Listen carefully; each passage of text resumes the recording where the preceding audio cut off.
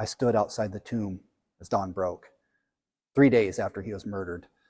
My heart was still heavy with grief and fear. Mary Magdalene told us about an empty grave, but I couldn't believe it till I saw it. The stone, it was rolled away. The burial cloths were folded neatly, no body in sight. And then a figure appeared, radiant. The voice, I could have recognized it anywhere. Peace be with you. It was Jesus. He was alive. My knees, they started to shake. Joy and awe flooded me. His wounds, they were real. But there he was, whole, glorious. I didn't understand how, but I knew then everything had changed. Death had lost its grip, just like he said it would. I ran to tell the others. My heart was filled with hope. It was just like if the world itself had just been reborn. The Easter Vigil, it's the high point of the Triduum. Actually, it's the high point of the whole year. It's where we celebrate Christ's resurrection with a liturgical marathon that's packed with symbolism. It's got 4 parts, and each one connects to what our witness felt that first Easter.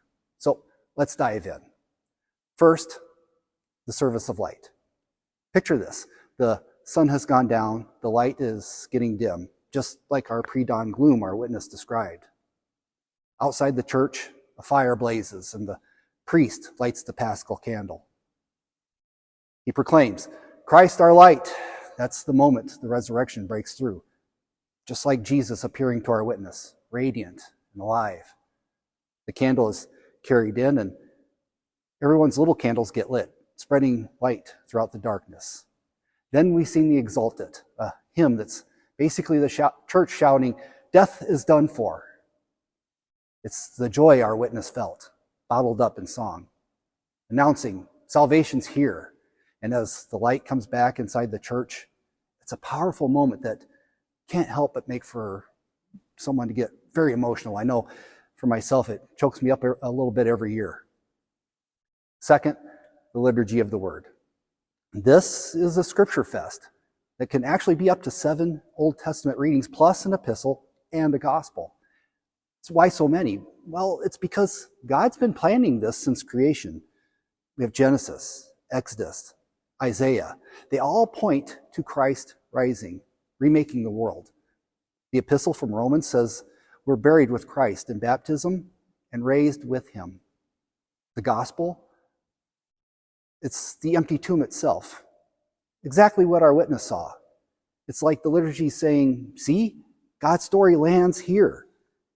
And the Gloria and Alleluia, they bust out after being absent all Lent. Pure resurrection vibes.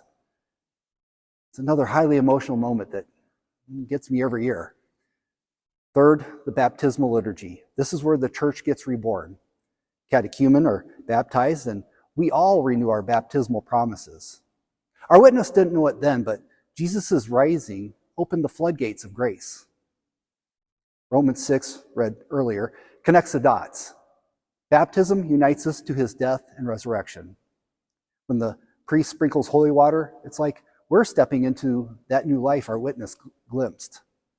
Fourth, the liturgy of the Eucharist. Now we celebrate the first Mass of Easter. The risen Christ is present in the consecrated host and wine, just as he was to our witness. It was real, glorious, alive. The Eucharist ties us to his sacrifice and victory, making the resurrection not just a story, but our reality. The prayers and hymns echo the witness's awe. Christ is risen. Death is conquered. And here's the deal. The Easter Vigil is long, sometimes hours, but every second of it is special. There's no action wasted. It screams hope. Our witness ran from the tomb, his heart on fire, and the liturgy does the same. It pulls us from darkness to light, death to life. It's not just remembering, it's reliving the moment that when everything changed. The candles, the water, the word, the bread, it's all saying he's alive, and so are we.